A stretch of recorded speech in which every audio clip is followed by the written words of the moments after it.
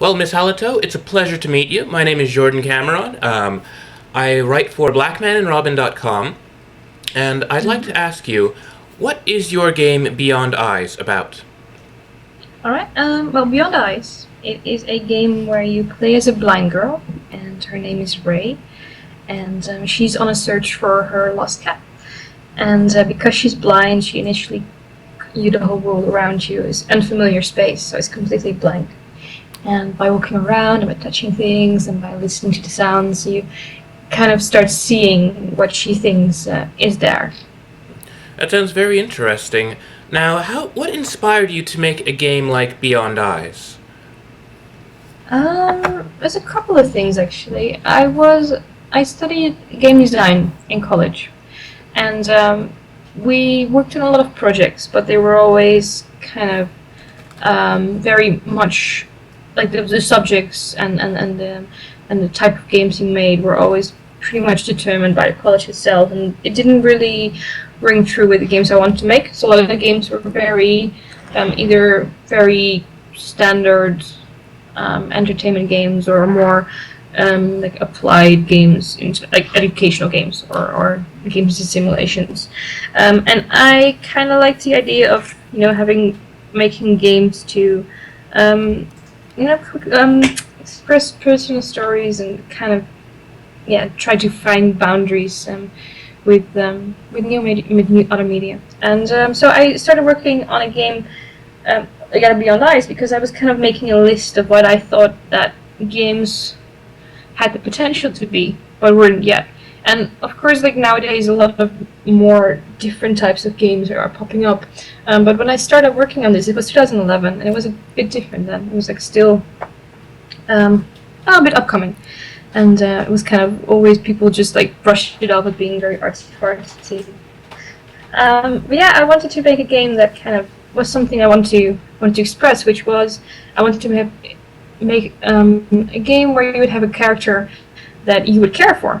Instead of like having a character as just being an empty vessel that you would just like, push around and like throw off cliffs and just do whatever you normally do with your game avatar. I kind of wanted to give the player a sense of responsibility for her to kind of show that bond of her, or in this case, this character, depending on the player. And I wanted to do it with an art style that was not normally seen in games, which is very much inspired by watercolors. And when I started thinking with those limitations or criteria, I felt like making the game about a blind girl fit that idea pretty well. Very interesting. Now, I have to say, I've not seen any game. Well, I mean, I have played one game in which I was a blind girl before. That said, however, I've not really seen very many games about being blind. Now, was the fact, because video games are such a visual medium, was making a blind character in particular a challenge? It went through a lot of iterations. In the end, what I tried to do with Ray was not making her so much like, oh, she's the blind girl, but like more making her a girl who happens to be blind. It was challenging though, because I've tried different representations and different ways of kind of how to portray this, and it went through a lot of iterations. Originally, it was a lot less pretty, as I could say. So I worked on doing this with like what would it look like if you would visualize things purely based on the sound that they made or like the texture they have, and it became a lot darker and a lot more horror-like than it turns out now. So it was difficult because I don't want to make a blindness simulator. That's absolutely not. It was more, but at the same time, I didn't just wanted her to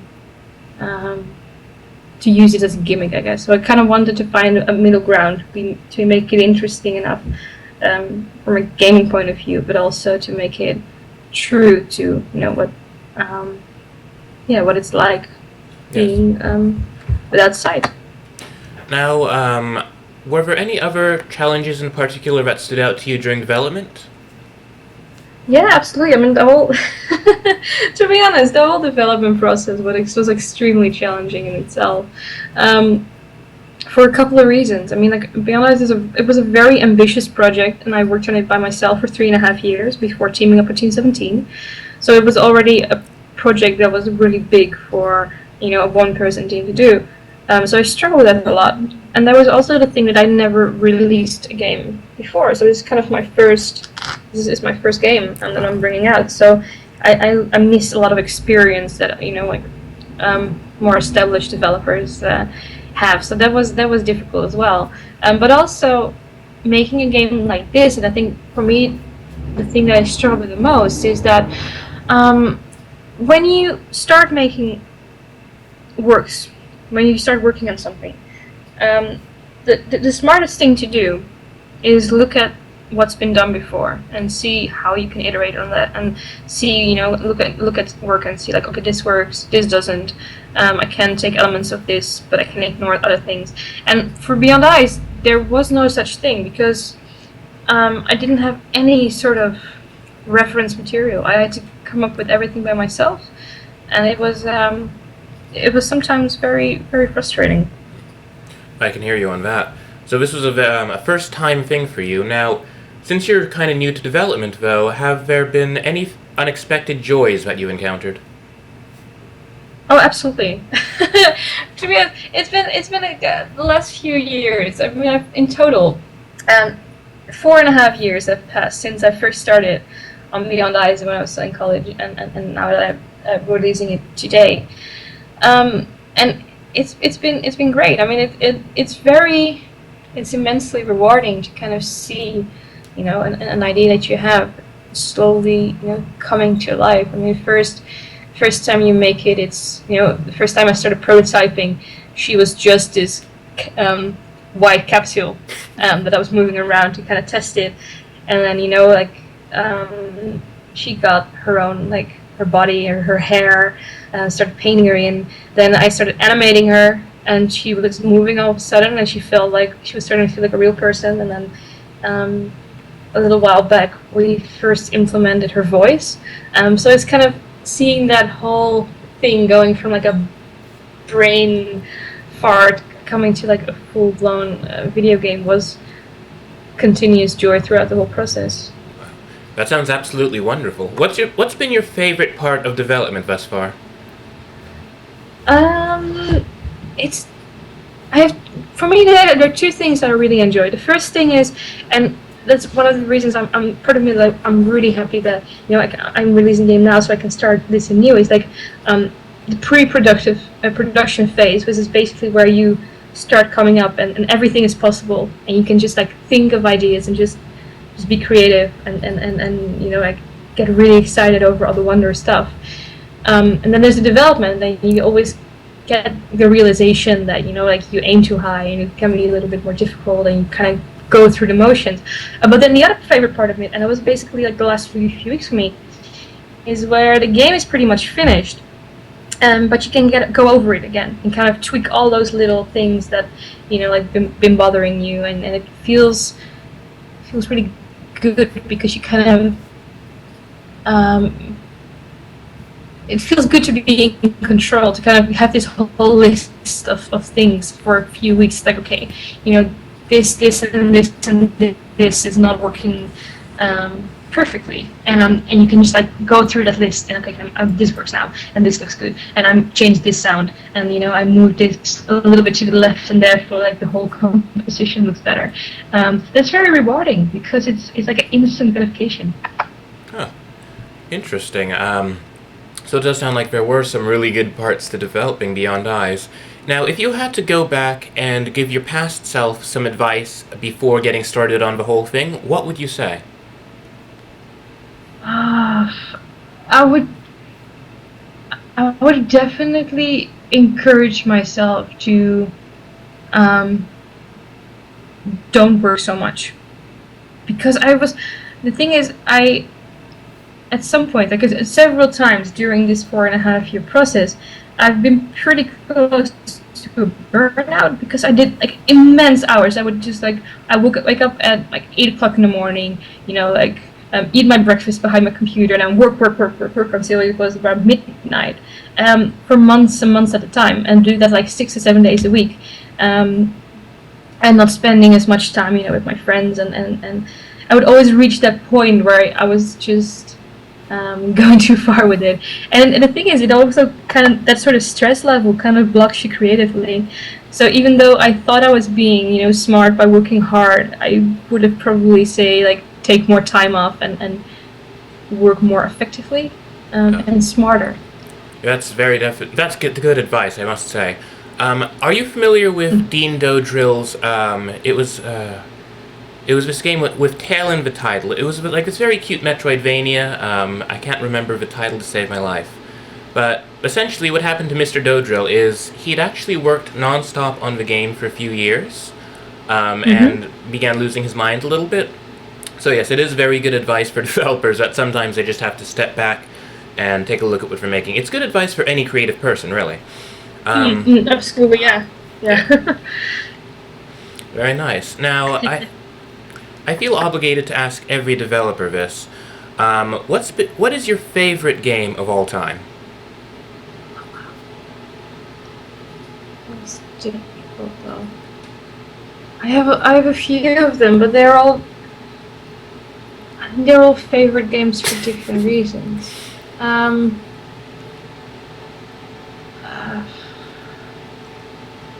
Maybe your favorite game for its story? Okay. So yeah, it's really weird because when I was younger, before I started making games, I like games and I like things about games that even though like better games have come out, I can't look at them with like those innocent eyes, I guess. Like it's always been tainted by the fact that I kind of know what's behind the curtain. But I think one of my favorite games when it comes to... Can I give 3? Absolutely. Okay, I'll give 3. That makes it easier for me because I have no idea how to put it in order.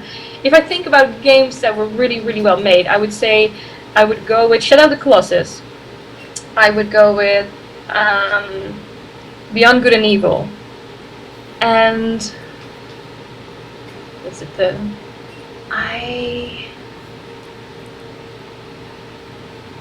I'm gonna say, in terms of impact, definitely Final Fantasy 12. Oh, you Although, even though looking back, I probably can't play it and enjoy it as much as I used to, but it was extremely epic and it had a huge scale and density to it. And I always kind of want to be able to make a game like that, something like not exactly like it, but like a game with that sense of scale and grandness. Yeah, Final Fantasy XII has been on my playlist for a good long time. I have played some... I'm not sure if you've heard of this one, Final Fantasy Revenant Wings. It's kind of... it's a little spin-off. It was the Game Boy version for 12, wasn't it? Yep. Yeah, the Nintendo DS got its own little version. It's a very cute, like, spin-off from the main game. It's very fun. But yeah, 12 I've heard very good things about. You must have been a little disappointed to hear that 12 wasn't actually getting a remaster. I tried. The thing is, it still looks pretty good, but I tried playing it on a PlayStation a few months ago when I was ill, and I noticed something, and it was really, really strange because I never noticed at the time. But at some point, I switched preference when it came to inverting my camera stick, and there's no option. So the camera moves the wrong way, and I changed it at some point, being not comfortable with the way the camera moves anymore. It's really weird. So yeah, I was a bit disappointed. I still hope for a remake, and like even though it's not the best game ever made, I still remember like how inspiring it was, I guess. Yeah. Yeah. Yeah, I hear you on that one. Now another question is, I know that you're releasing Beyond Eyes on Xbox One. In fact, you just released today. Congratulations. Yes. And Yes. How is it working with Microsoft? Oh, they were cool. They were awesome. I did not. I for some reason I always expected them to be more corporate, but they were just a bunch of guys, like developers, like me my colleagues are. So it was they were really helpful and super supportive, and they taught me a lot. I mean, like, being at E3 was already pretty cool. But they all, for example, one of the things that they also gave me was they gave me media training, which basically helped me to, like, be better on stage, to be better at interviews, feel more comfortable to talk about different elements, and so they were incredibly supportive. So I kind of feel like, besides publishing, they were also kind of mentoring me in a way. But that's awesome. That's fantastic, I must say. I have heard some good things about the way that Microsoft has been treating its indies, so it's happy to hear first-hand confirmation that they have been as good as I've been hearing. Now, you're going to be releasing on Steam sometime soon? Yes, absolutely. We're testing. Like, we're doing some final testing. I don't have an exact date, but it should be, I think, within a week or something. The only problem we currently have is basically making sure that we know exactly the specs of the machines it can run on. I see. So that's of course something you don't have with the console because they're all the same. Yeah. But yeah, for releasing on stuff. Yeah, we need to know what the minimum specs are. So that's what's currently being tested. Oh, very good. Now, so you're coming to Mac, PC, and Linux? Yes, that's correct. Okay. Yeah, I just want to make sure we have the platforms correct. So Mac, PC, and Linux, Beyond Eyes. It's a game about being a girl without her sight. Miss Halatoe, it's been a pleasure speaking with you. I'm looking forward to playing your game once it's ready on my platform. Awesome. Thank you so much for reaching out. Excellent. Hope you have a lovely day. Congratulations again on launching. Yes, I'm gonna take a nap now. Oh, I'm sorry. We didn't quite catch that last bit. Sorry, that last bit. Oh, I'm sorry. So I'm gonna take that nap now. Oh, okay, yes. Please take a good long nap because your launch day is right now. All right. Take care. Exactly. Yeah, it's out now. I feel more comfortable hiding for a little bit. Yes. Yeah. Take all the time you need. Look back. Realize you don't have to get up anymore for. Well, I suppose you do have to keep getting up for developing on a PC version, but at least the Xbox One version is done. You're finally free. Yeah, but just exactly like the biggest part has passed now. So yeah. Absolutely. All right. Well, I hope you have a lovely day. I'm probably still afternoon with where you are. So. Yeah, where I am, it's a bit past 1, yes. Yes, you're in the Netherlands, right? Yeah. Yeah. Excellent. I'm currently in the UK, but UK. Yes, okay. I'm from the Netherlands. Okay. Well, yes. Yeah, it's because I'm working with Team 17. They're located in the UK, so we're flying back on Saturday again. Okay. Okay. Well, enjoy your nap, man. Thank you. Have a great evening. Have a good day. You too. Bye. Good evening.